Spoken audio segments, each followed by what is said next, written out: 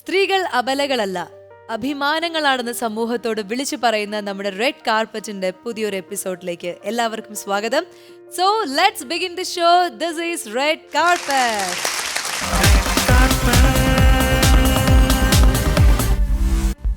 അപ്പോൾ രണ്ടുപേർക്കും ഒരിക്കൽ കൂടി റെഡ് കാർപ്പറ്റിലേക്ക് സ്വാഗതം. മധുവൽ സർ, അതായത് താങ്കൾ സിനിമയിലേക്ക് വന്നത് ഒരു സംവിധായകനായിട്ട് തന്നെ വരണം എന്നുള്ള ആഗ്രഹത്തിലാണ് വന്നത് ആദ്യം. പക്ഷെ പെട്ടെന്ന് ആദ്യം അഭിനയിക്കാനുള്ള അവസരമാണ് കിട്ടിയത്. അപ്പോൾ സ്വന്തം ഒരു സിനിമ സംവിധാനം ചെയ്യാൻ മനഃപൂർവ്വം എടുത്ത ഒരു സമയമാണ് ഇത്രയും വർഷം, അതെയോ അതിനെന്തെങ്കിലും ഒരു പെർട്ടിക്കുലർ റീസൺ ഉണ്ടോ? അല്ല, അങ്ങനെയല്ല സ്വാസിക. ഇതിനകത്ത് ചെറിയ ഞാൻ ആദ്യത്തെ സിനിമ വേണമെങ്കിൽ എനിക്ക് നേരത്തെ ചെയ്യാവുന്ന അവസ്ഥകളുണ്ടായിരുന്നു. ശരിക്ക് 94 ഞാൻ സിനിമ അഭിനയിച്ചു. 90 മുതൽ വന്നു തുടങ്ങിയതാണ്. 94 സിനിമ അഭിനയിച്ചു. 95 മുതൽ സിനിമകളിൽ സജീവമായി തുടങ്ങി.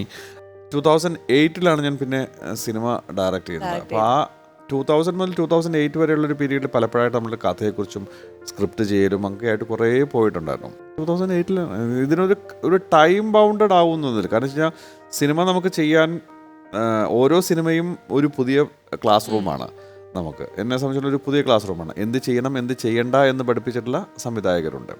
അപ്പം അതൊരു പരിധിവരെ ഞാൻ എടുത്ത ഒരു ചിലപ്പോൾ ഞാൻ നേരത്തെ ചെയ്തിരുന്നെങ്കിൽ തലപ്പാവായിരിക്കില്ല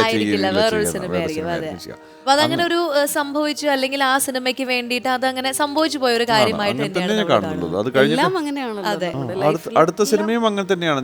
അടുത്ത സിനിമ ചെയ്ത് കഴിഞ്ഞാൽ 2008 കഴിഞ്ഞിട്ട് ഇമ്മീഡിയറ്റ് ഒരു പടം ആലോചിച്ചിരുന്നു. പക്ഷെ അത് നമ്മൾ നടന്നില്ല. അതിന് ആദ്യം നമ്മൾ വേണ്ടാന്ന് വിചാരിച്ച് 3 സ്ക്രിപ്റ്റുള്ളത് നമ്മൾ ചെയ്തിട്ട് 3 മാറ്റി വെച്ചിട്ടാണ് ഞാൻ ഒഴിമുറി ചെയ്യുന്നതാണ്. ഇപ്പൊ ആണും പെണ്ണും എന്ന് പറഞ്ഞ സിനിമയിലെ രാച്ചിയമ്മയുടെ ഒരു ക്യാരക്ടർ എടുത്തിട്ട് ഒരു കഥ വന്നിരുന്നു. ഒരുപാട് വിമർശനങ്ങളൊക്കെ സോഷ്യൽ മീഡിയയിൽ ഇങ്ങനെ വന്നിരുന്നു. അപ്പോൾ അതിൽ അഭിനയിച്ച, അതായത് പണ്ടത്തെ രാച്ചിയമ്മയിൽ അഭിനയിച്ച നിലയിൽ അതിനോട് താങ്കൾക്ക് എന്താണ് പറയാനുള്ളത്? അതായത് ഹരികുമാർ സാറായിരുന്നു ആ രാച്ചിയമ്മ ചെയ്തത്. ദൂരദർശന് വേണ്ടി ചെയ്തതാണ്. ലിമിറ്റഡ് ബഡ്ജറ്റ് കൊണ്ട് ചെയ്ത ഒരു വർക്കായിരുന്നു. നമ്മൾ വാഗമണിലും ഞാനുമായിരുന്നു. അപ്പം അത് ചെയ്യുമ്പോഴുണ്ടാകുന്ന വെച്ച് കഴിഞ്ഞാൽ വാഗമണിൽ നമ്മൾ ഷൂട്ട് ചെയ്തു. അതിൻ്റെ ഒരു രസകരമായിട്ടത് 3 ദിവസം കൊണ്ടെങ്ങാണ്ട് ചെയ്ത ഒരു വർക്കായിരുന്നു. 2-3 ദിവസം കൊണ്ട് ചെയ്തതാണ്. പക്ഷെ സിനിമ വേറൊരു തരത്തിലുള്ള കുറേ ദിവസങ്ങളോളം എടുത്ത് ചെയ്തിട്ടുള്ള ഒരു സിനിമയാണ്. രണ്ടും രണ്ട് ലെവലിൽ തന്നെ വിമർശനങ്ങൾ വന്നത് രാച്ചിയമ്മ എന്ന് പറഞ്ഞ ക്യാരക്ടറിലാണ്. അത് ചിലപ്പോൾ സോന നായർ ചെയ്തപ്പോഴും പാർവതി ചെയ്തപ്പോൾ ഇത് ഓരോരുത്തർക്ക് ഞാൻ പറയട്ടെ, ഞാൻ സർ അതിൽ അഭിനയിച്ച ആളെന്ന രീതിയിൽ സോന ചേച്ചിയുടെ അഭിനയം എന്തായാലും നേരിട്ട് കണ്ടിട്ടുണ്ടാവും. ഞാൻ കണ്ടതാണ്. അല്ല, ഈ സിനിമ കണ്ടിട്ടുണ്ട്. ഈ സിനിമയും ഞാൻ കണ്ടതാണ്. 2 സിനിമയും അല്ല, അതാ ഞാൻ പറഞ്ഞത്.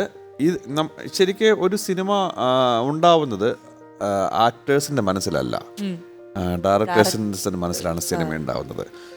ആ ഡയറക്ടർ ഇങ്ങനെയാണ് നിങ്ങൾ ചെയ്യേണ്ടത് എന്നുള്ള ഒരു ഇൻസ്ട്രക്ഷൻ എന്തായാലും ആക്ടേഴ്സിന് കൊടുത്തിട്ടുണ്ടാവും. ഈ സംവിധായകൻ പറഞ്ഞു കൊടുത്തതും ഞാൻ ചെയ്തപ്പോൾ ഹരിചേട്ടൻ ചെയ്ത് കൊടുത്ത സംവിധായകൻ പറഞ്ഞു കൊടുത്തതും രണ്ടും 2 രീതിയിലായിരിക്കും, സ്വാഭാവികമായിരിക്കണം. പിന്നെ ഒന്നാമത് ആ കഥ, ഉറൂബിൻ്റെ കഥ ആലോചിക്കുമ്പോൾ അതെങ്ങനെ വേണമെന്ന് ഈ 2 സംവിധായകരുടെ മനസ്സിലുണ്ടാവും. അപ്പം അവർ പറയുന്നതല്ലേ അതിനകത്ത് ഈ ആക്ടേഴ്സ് ഉപയോഗിക്കുള്ളൂ. അപ്പം നമുക്ക് എങ്ങനെ ജഡ്ജ് ചെയ്യാൻ പറ്റുക? ആസ് ആൻ ഓഡിയൻ, ഞാൻ ഓഡിയനാണ്. ഞാൻ അതിനകത്ത് അഭിനയിച്ചിട്ടുണ്ട് എന്ന് പറഞ്ഞാൽ പോലും ഞാനൊരു ഓഡിയനായിട്ട് എനിക്ക് 2 വർക്കും കാണാൻ പറ്റില്ല. ഞാൻ ഒരിക്കലും ഞാൻ അതിനകത്ത് അഭിനയിച്ചാണ്. അപ്പം ഞാൻ ഇങ്ങനെ നമ്മൾ ഓരോ പ്രാവശ്യം കാണുമ്പോഴും അയ്യോ ഇതിനകത്ത് ഇന്നത് കുഴപ്പമുണ്ട്, ഇന്നത് പ്രശ്നമുണ്ട്, ഇന്നത് ചെയ്ത് ശരിയായില്ല, ഇന്നത് ഇങ്ങനെയല്ല നോക്കേണ്ടത്, ഇങ്ങനെയല്ല കൈവയ്ക്കേണ്ടത്, ഇങ്ങനെയല്ല കണ്ണടക്കേണ്ടത്, ഈ സീനിൽ ഈ ഡയലോഗിന് ഇങ്ങനെയല്ല റെൻഡർ ചെയ്യേണ്ടത് എന്ന് വരെ നമുക്ക് മോഡുലേഷൻ വരെ നമുക്ക് അറിയാൻ പറ്റും. ഇത് ഞാൻ എഴുതുമ്പോഴും ഇതേ കാര്യം ഞാൻ ആലോചിച്ചിട്ടുള്ളതാണ്. ഇപ്പം ഞാൻ പറയട്ടെ, ഞാൻ എൻ്റെ ആദ്യത്തെ സിനിമ തലപ്പാവ് ചെയ്ത സമയത്ത് അതിനകത്ത് എനിക്ക് ഇപ്പോഴും കാണുമ്പോൾ എനിക്കുണ്ടാകുന്നൊരു ടെൻഷനുണ്ട്. ഞാൻ അതിനകത്തൊരു തെറ്റ് വരുത്തിയിട്ടുണ്ട്. ആ തെറ്റ് വരുത്തിയത് വന്നു പോയതാണ്, സംഭവിച്ചു പോയൊരു തെറ്റാണ്. അതിനെയൊന്നും ചെയ്യാൻ പറ്റില്ല. അത് ശരിക്കും പറഞ്ഞാൽ എഡിറ്റ് ചെയ്ത സമയത്തോ അത് ഡബ് ചെയ്ത സമയത്തും റീ റെക്കോർഡിങ്ങും എല്ലാ സമയത്തും ഞാൻ ഉണ്ടായിട്ടും ഞാൻ സിനിമ തിയേറ്ററിൽ വന്നപ്പോഴാണ് ഞാൻ കണ്ടുപിടിച്ചത് എന്നുള്ളതാണ് എൻ്റെ ഒരു എനിക്കുണ്ടാക്കുന്ന ഒരു സങ്കടവും പേടിയും. തിയേറ്ററിൽ വന്നപ്പോഴാണ് ഞാനത് കണ്ടത്. പക്ഷെ നാട്ടുകാരും കണ്ടിട്ടില്ല, നാട്ടുകാരും അത് പറഞ്ഞിട്ടില്ല. പക്ഷെ എനിക്കും അറിയാം, ഓരോ പ്രാവശ്യം ഞാനിത് കാണുമ്പോഴും ഞാൻ ഇതിൻ്റെ ഒരു ഉള്ളിൽ അയ്യോ ആരെങ്കിലും അറിയോ, മറ്റേ പറയോ, അവർ കണ്ടുപിടിക്കുന്നത് തെറ്റുമല്ല. ഇത് എന്തുകൊണ്ടെന്ന് വെച്ചാൽ ഇതിനകത്തൊരു കാര്യം കൊണ്ടെന്ന് വെച്ചാൽ വർഷങ്ങൾക്ക് മുമ്പ് ഞാൻ രാജീവേട്ടൻ്റെ കൂടെ ബട്ടർഫ്ലൈസ് എന്ന് പറഞ്ഞ സിനിമയുടെ അസിസ്റ്റൻ്റായിട്ട് വർക്ക് ചെയ്യുന്നുണ്ട്.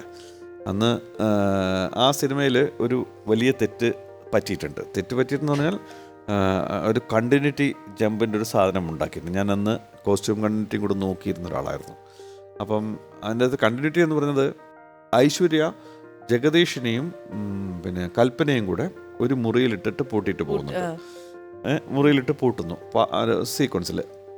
പൂട്ടിക്കഴിഞ്ഞിട്ട് പിന്നെ പിന്നീട് ലാൽ സാറ് വന്നിട്ടാണ് അത് തുറന്നു കൊടുത്തിട്ട് പുറത്തേക്ക് ഇറങ്ങുന്നത്.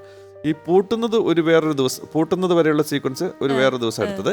അത് കഴിഞ്ഞതിന് ശേഷം ഈ ലാൽ സാറ് വന്നതിന് ശേഷമുള്ള സാധനം വേറൊരു ദിവസമാണ് ഷൂട്ട് ചെയ്ത് കഴിഞ്ഞ് ലാൽ സാറ് വന്നു, വാതിൽ തുറന്നു, ഇവർ രണ്ടുപേരും കൂടെ പുറത്തേക്ക് ഇറക്കിയിട്ട് ഒരു സിംഗിൾ ഷോട്ടിൽ അതിമനോഹരമായൊരു പെർഫോമൻസ്.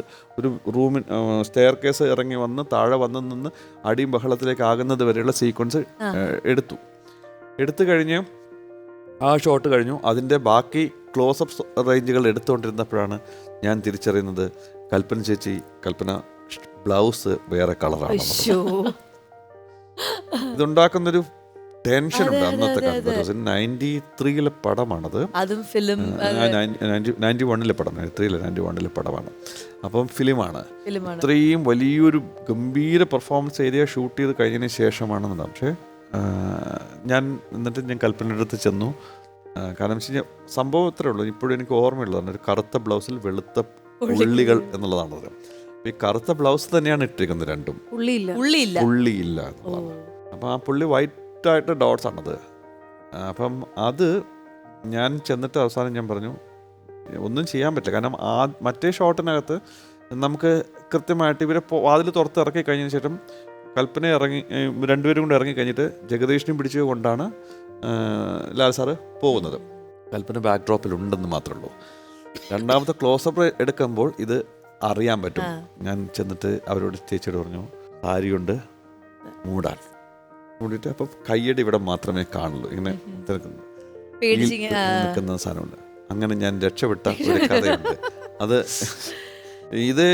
അപ്പോൾ ഇതിൻ്റെ ഒരു ടെൻഷൻ ഉണ്ടാക്കുന്ന വെച്ച് കഴിഞ്ഞാൽ ഇത് എഡിറ്റ് ചെയ്യാൻ അന്ന് മൂവികളിലായിരുന്നു.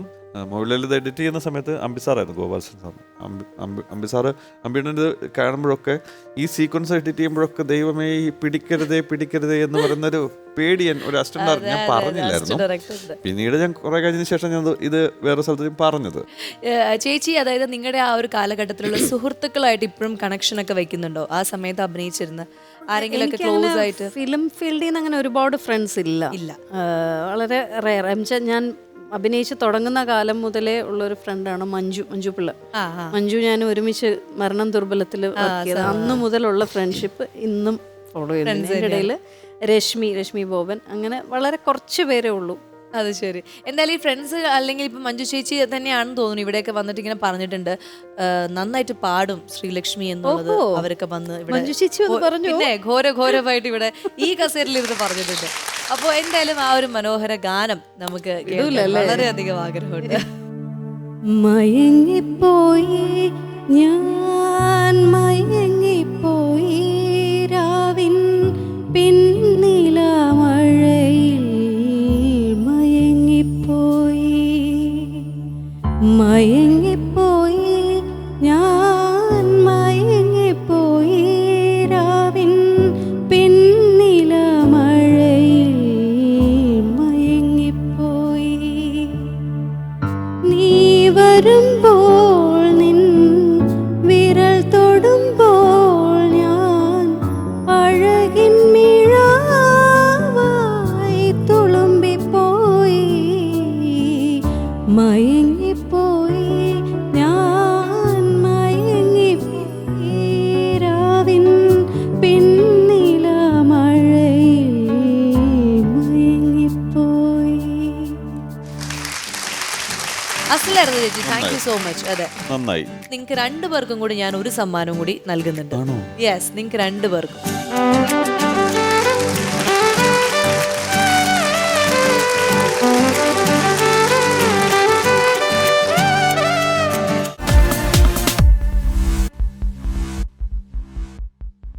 അപ്പോൾ നമ്മുടെ എല്ലാ വിശേഷങ്ങളൊക്കെ നമ്മളിങ്ങനെ പൂർത്തീകരിച്ച് ഇങ്ങനെ വളരെ ഗംഭീരമായിട്ട് ഇങ്ങനെ ഇരിക്കുകയാണ്. ഇനി നിങ്ങൾക്ക് വേണ്ടിയിട്ട് പെർഫോം ചെയ്യാൻ വരുന്ന ഒരാളുണ്ട്. അവരെ നമുക്ക് ഇൻവൈറ്റ് ചെയ്യാം, അവരുടെ പെർഫോമൻസ് കാണാം. വളരെയധികം സ്നേഹത്തോടെ നമ്മൾ ഇന്നത്തെ റെഡ് കാർപ്പറ്റിന്റെ അതിഥിയെ സ്വാഗതം ചെയ്യുന്നു. സോ ലെറ്റ്സ് വെൽക്കം ചിത്ര മോഹൻ.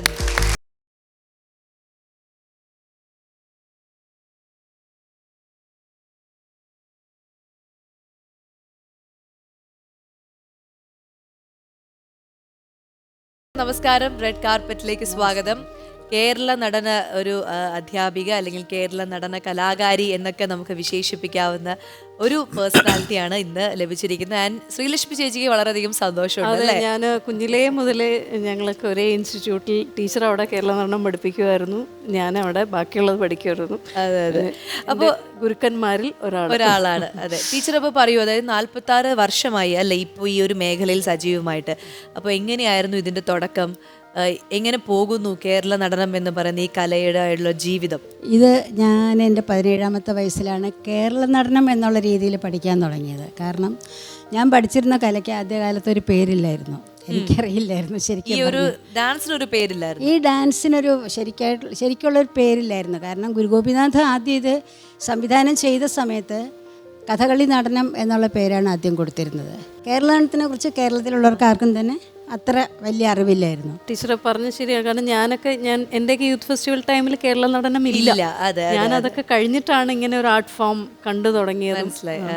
പക്ഷെ ശരിക്കും പറഞ്ഞു കഴിഞ്ഞാൽ 50 കാലഘട്ടത്തിൽ കേരളത്തിലുണ്ടായിരുന്ന ഒരേ ഒരു കലാരൂപം ഇത് തന്നെയാണ്. കാരണം 50 കാലഘട്ടത്തിൽ ഇതിന് വളരെയധികം പ്രശസ്തി ഉണ്ടായിരുന്നു. പിന്നീട് എപ്പോഴോ അങ്ങനെ ഒളി മങ്ങി ഒരുമാതിരി മുറ്റത്ത് മുല്ലയ്ക്ക് മണമില്ല എന്ന് പറയുന്നത് പോലെ തന്നെ ഇതങ്ങ് എന്തോ പറയുക ചവറുകൂനയിൽ തന്നെ എറിഞ്ഞതുപോലെ ആയിപ്പോയി. അപ്പൊ അത് ടീച്ചർ 2017 കേരള നടനത്തിനെ കുറിച്ചൊരു പുസ്തകം എഴുതിയിട്ടുണ്ട് അല്ലേ? അപ്പൊ അതിൽ ഇതെല്ലാം സൂചിപ്പിച്ചിട്ടുണ്ടോ? എല്ലാം സൂചിപ്പിച്ചിട്ടുണ്ട്. ഒരുവിധമുള്ള എല്ലാ കാര്യങ്ങളും ഞാൻ അതിൽ സൂചിപ്പിച്ചിട്ടുണ്ട്.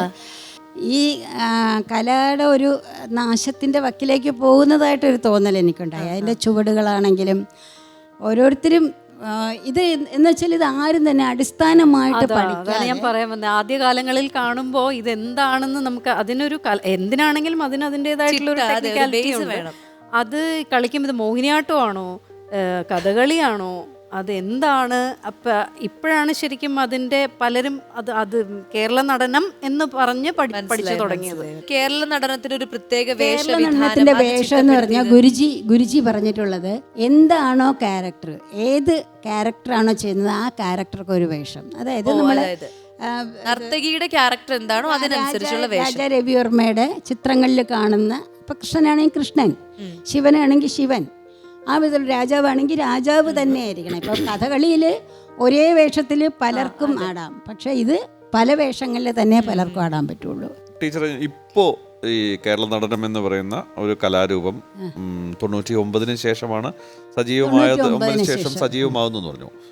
ഇപ്പോഴുള്ള ഇതിൻ്റെ ഒരു പ്രോഗ്രഷൻ എങ്ങനെയാണ്? പരിതാപകരമാണ്. കാരണം ഞാൻ ഓരോ സ്റ്റേജിലും ഇത് കണ്ടിട്ട് കരഞ്ഞോണ്ട് എണീറ്റ് വന്നിട്ടുണ്ട്. ആരും പ്രോപ്പറായിട്ട് അതിന്റെ ട്രെയിൻഡ് അല്ലാത്തോണ്ടല്ല, ഞങ്ങൾ ചെയ്യുന്നത് പോലെ മതി, ഇതാണ് ഇനി 10 കൊല്ലം കഴിഞ്ഞാൽ ഇതേ ഉണ്ടാവുള്ളൂ ഇവിടെ. അല്ല, അത് അങ്ങനെ ആരാ ഡിസൈഡ് ചെയ്യുന്നത്? മത്സരങ്ങളിൽ പോകുമ്പോൾ അതിന്റെ ഒരു സ്വഭാവത്തിലേക്ക് മാറുന്നതായിരിക്കും. അത് എനിക്ക് വ്യക്തമാക്കാൻ പറ്റൂല സർ, അത് ഞാൻ ഒരിക്കലും പറയില്ല. കഥകളിക്ക് കൃത്യമായ ഒരു ഫോമുണ്ട്, അത് ചെയ്യുന്നത്. മോഹിനിയാട്ടത്തിന് കൃത്യമായ സ്ഥലമുണ്ട്, ഭരതനാട്യത്തിന് കൃത്യമായ രീതികളുണ്ട്. ഏത് കലാരൂപത്തിനും കൃത്യമായ ചിട്ടവട്ടങ്ങളുണ്ട് എന്നുള്ളത് സത്യമായ കാര്യമാണ്. അപ്പം കേരള നടന കലാരൂപം എന്ന് പറയുന്ന ഈ കൃത്യമായിട്ട് ചിട്ടയുള്ള ഒരു ആർട്ട് ഫോമിനെ അതിനെ പഠിപ്പിക്കുന്നതും അതേ രീതിയിൽ തന്നെ ആകണം എന്നുള്ളതില്ലേ? അങ്ങനെ എന്തുകൊണ്ട് അത് ചെയ്യാതെ പോകുന്നു? ഓരോ ഇൻസ്റ്റിറ്റ്യൂട്ടിനും ഇപ്പം നമ്മൾ പറയുന്ന ഈ വെറുതെ ഇപ്പം കഥ എഴുതാൻ പഠിക്കുന്നത് ഓരോരുത്തർക്കും ഓരോ കഥ എഴുതാനുള്ള പറ്റുമെന്നറിയാം. പക്ഷെ അങ്ങനെ ഓരോ രീതികളിലല്ല ഈ അനുഷ്ഠാന കലകളിലും ഈ പാരമ്പര്യ കലകളിലും ഇത്തരം നാട്യരൂപങ്ങളിലും ഉണ്ടാകേണ്ടത് എന്നെന്തുകൊണ്ട് അറിയിക്കുന്നില്ല, പഠിപ്പിക്കുന്നില്ല? സർ, ഇത് ആരോടാണ് നമ്മൾ ചോദിക്കേണ്ടത്? സത്യം പറഞ്ഞാൽ ഇത് ആരോടാണ് ചോദിക്കേണ്ടത്? ആധികാരികമായി ചെയ്യേണ്ടവർ അത് കറക്റ്റായിട്ട് അതിനെ ഇപ്പോഴത്തെ രീതി അംഗീകരിച്ചു കൊടുക്കാൻ തുടങ്ങിക്കഴിഞ്ഞാൽ ആധികാരികമായിട്ട് ഇത് ചെയ്യേണ്ടവർ ഇത് ഇൻസ്റ്റിറ്റ്യൂട്ട് പഠിപ്പിക്കുന്നില്ലേ? ഇൻസ്റ്റിറ്റ്യൂട്ടിൽ പഠിപ്പിക്കുന്നുണ്ട്. അപ്പം നമ്മുടെ ഇത് സ്വാതിതിരുന്ന സംഗീത കോളേജിൽ ഒരു വിഷയമാണ്, ഇത് പഠിപ്പിക്കുന്ന ഒരു വിഷയമാണെന്ന് ടീച്ചർ പറഞ്ഞു. ഞാൻ പറഞ്ഞത് ഈ കലാരൂപത്തിന്റെ മാത്രമല്ല, എല്ലാ ഇടങ്ങളിലേക്കും നമ്മൾ വൺസ് ചോദ്യം ചോദിക്കാൻ തുടങ്ങിക്കഴിഞ്ഞാൽ നമ്മളെ മാറ്റി നിർത്തും എന്നുള്ളതാണ്. പക്ഷേ അതുപോലെ ചോദ്യം ചോദിച്ചു വന്നിട്ടുണ്ടെങ്കിൽ മാത്രമേ ഈ രൂപങ്ങളെല്ലാം ഉണ്ടായിട്ടുള്ളൂ എന്നുകൂടി നമുക്ക് മനസ്സിലാക്കണം. നമുക്ക് നമ്മളിൽ വിശ്വാസവും നമ്മളിൽ ഒരു 100% നമ്മളുടെ സമർപ്പണവും ഉണ്ടെങ്കിൽ നടക്കും ടീച്ചർ. ഞാനിപ്പോ ഒരു എന്തായാലും ടീച്ചർ അതിനു വേണ്ടിയുള്ള ശ്രമങ്ങൾ അത് ഇങ്ങനെ ഞാൻ നടന്നുകൊണ്ടിരിക്കുകയാണ്. നടക്കും, തീർച്ചയായും നടക്കും. അപ്പോൾ കാരണം അതിന് ഈ എത്രയും പ്രായത്തിലും പെട്ടെന്ന് ടീച്ചർ result. അതിനെ കാണുന്നു എന്ന്, ഈ രീതിയിൽ കാണുന്നു എന്ന് പറയുന്നത് ഈ ആർട്ട് ഫോം ഒരു കാരണവശാലും നശിക്കില്ല എന്ന് തന്നെയാണ് ഞാൻ വിശ്വസിക്കുന്നത്. അതെ, അപ്പൊ അത് ആ ഒരു വിശ്വാസം തന്നെ നമുക്ക് എല്ലാവർക്കും ഉണ്ട്. എന്തായാലും ടീച്ചറിന്റെ ഒരു പെർഫോമൻസ് കാണാനായിട്ട് നമ്മൾ എല്ലാവരും വെയിറ്റ് ചെയ്യാണ്. അപ്പൊ അതിലേക്ക് നമുക്ക് കടക്കാം അല്ലേ? ഓക്കെ, അപ്പൊ thank you, all the best.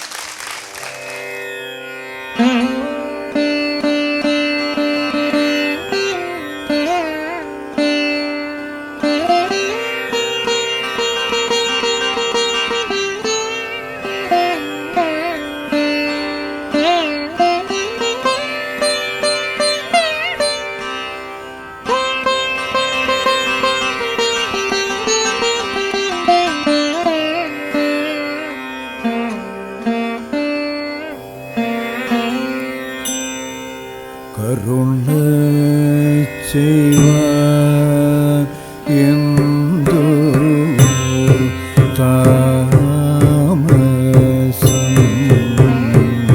Krishna കരളീണ കൈ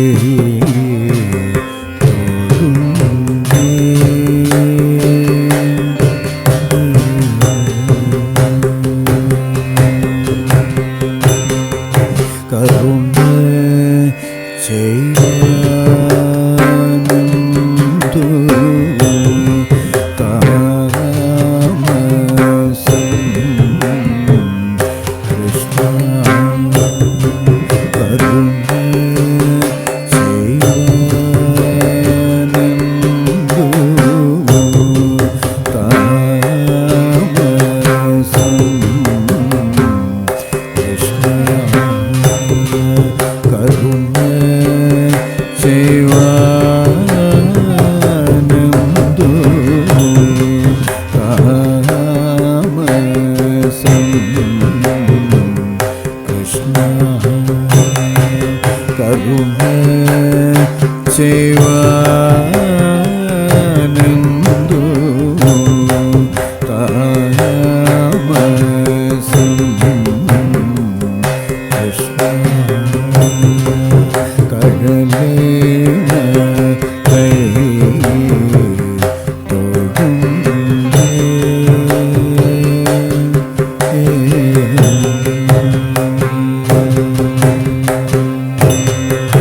കരളീണ കൈ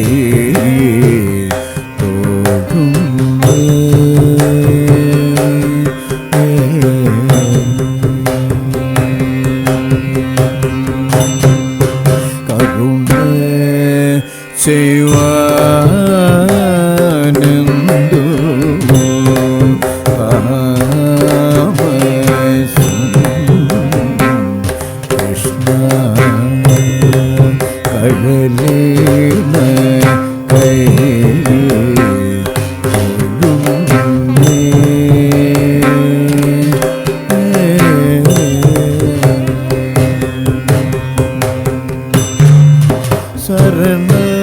ശരണഗതം മാർക്കിഷ്ട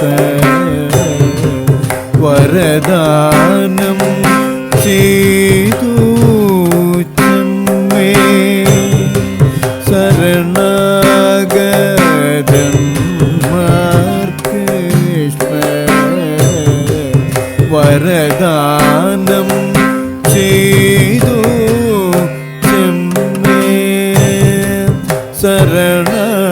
ശരണഗതം മാർക്കിഷ്ട വരദാനം ചെയ്തു ചെമ്മേ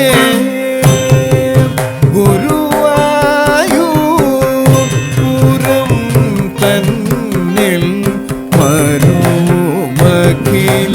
ദുരിത ഹരണ ഭഗവൻ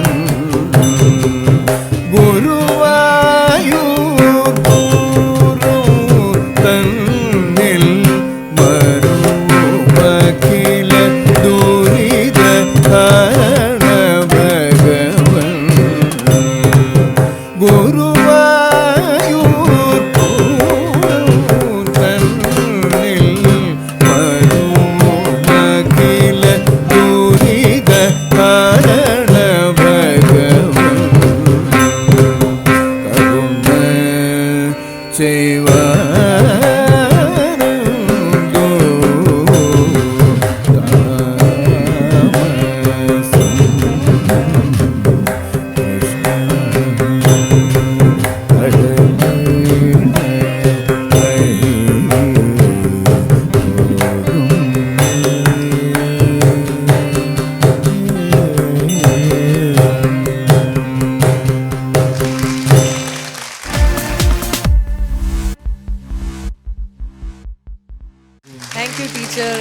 എന്തായാലും ടീച്ചറിന്റെ ഒരു പെർഫോമൻസ് നമുക്ക് എല്ലാവർക്കും കാണാൻ സാധിച്ചത് ഒരുപാട് സന്തോഷം. ടീച്ചറിന്റെ ആഗ്രഹം പോലെ തന്നെ ഈ ഒരു കലാരൂപം ഇങ്ങനെ തന്നെ നന്നായിട്ട് തന്നെ മുന്നോട്ട് പോട്ടെ, ഒരുപാട് കുട്ടികൾ വരട്ടെ അല്ലേ? അത് മാത്രമേ എനിക്ക് ആഗ്രഹമുള്ളൂ. കാരണം അപ്പൊ ആ ഒരു ഇത് ജനങ്ങളിലേക്ക് എത്തണം. അപ്പം എനിക്ക് ലോകം മുഴുവൻ എത്തിക്കാൻ പറ്റിയില്ലെങ്കിലും ഇന്ത്യ ഒട്ടാകെങ്കിലും ഇത് എത്തിക്കണം എന്നുള്ളൊരാഗ്രഹമുണ്ട്. അതുണ്ടായി. ഇപ്പം എന്തായാലും ആ ഒരു എൻ്റെ ആഗ്രഹം സാധിച്ചു. ജനങ്ങൾ അംഗീകരിക്കുന്നുണ്ട്. എന്തായാലും ടീച്ചറെ പോലുള്ള ഒരാളെ പരിചയപ്പെടാൻ സാധിച്ചതിൽ നമുക്ക് ഒരുപാട് സന്തോഷമുണ്ട്. നിങ്ങൾ രണ്ടുപേരും വേദിയിലേക്ക് വരണം. നമുക്ക് ചെറിയൊരു ടീച്ചർക്ക് നമ്മുടെ ഒരു സ്നേഹ സമ്മാനം ആദരവായി നമ്മൾ നൽകും.